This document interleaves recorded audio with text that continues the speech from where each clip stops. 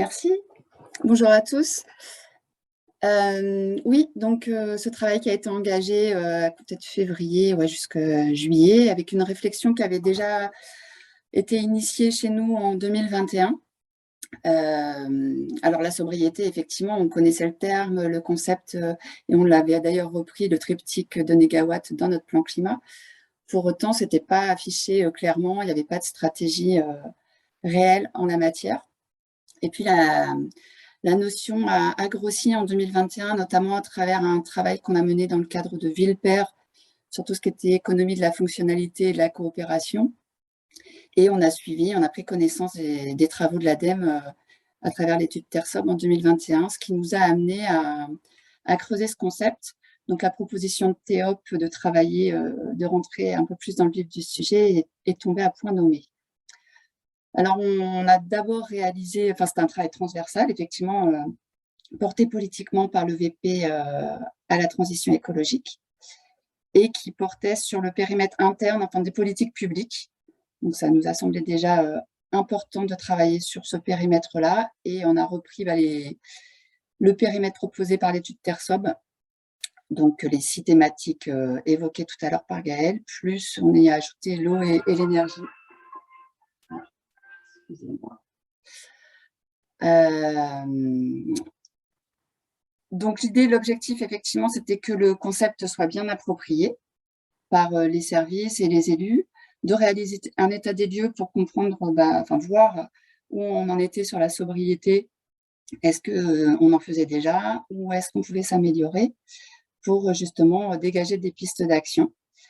Et il se trouvait que dans le même temps, on était en train d'élaborer la feuille de route du projet de territoire. Donc la stratégie du projet de territoire était adoptée, mais était en cours, la déclinaison opérationnelle. Donc on était dans un calendrier intéressant. Je te laisse passer la diapo, Sacha. Donc cet état des lieux, il s'est, fait à travers donc déjà des études de documents structurants tels le projet de territoire, le schéma du numérique, enfin ce type de documents, voir comment la sobriété était traitée. Et puis à travers des entretiens avec, différents directeurs de services ou chargés de projet. Donc ces entretiens nous ont permis déjà de faire de la pédagogie, de monter en culture commune, de voir quelles étaient les actions mises en œuvre et les difficultés rencontrées sur le sujet, et comment on pouvait aller plus loin. Donc on pourra y revenir, mais en tout cas, on a senti vraiment un grand intérêt, globalement, pour cette thématique.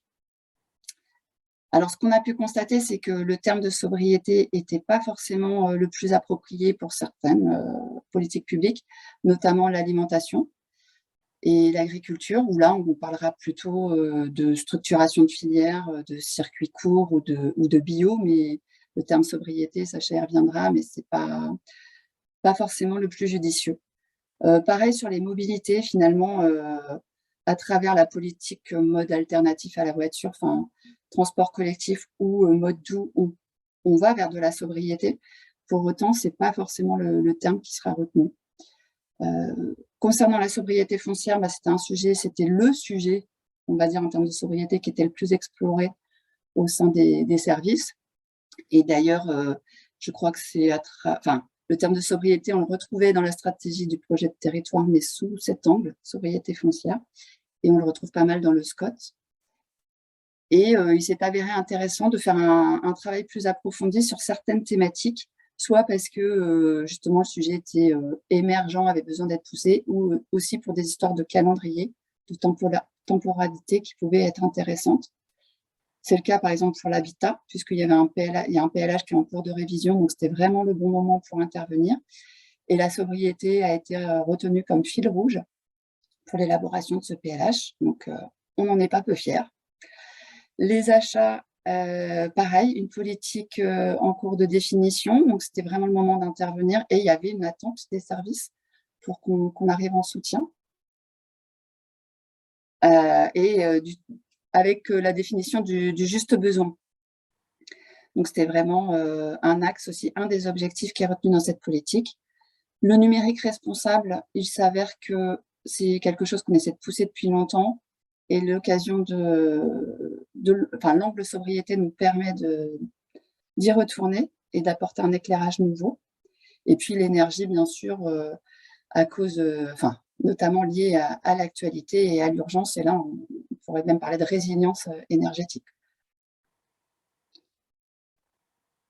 Donc sur la sobriété dans le projet de territoire, ça a été notre premier axe de travail. On a revu toutes les fiches actions et on a essayé de les qualifier. Donc c'est environ 150 actions qui étaient prévues et qui avaient besoin d'être arbitrées. Donc on a essayé de les qualifier. On a réussi à en qualifier à peu près la moitié ne relevant pas du tout du concept de sobriété et la moitié pouvant avoir attrait à cela. Alors soit on a identifié que c'était des actions qui effectivement contribuaient à la sobriété. Certaines portaient un potentiel, mais avaient besoin d'être renforcées. D'autres, au contraire, appelaient à la vigilance.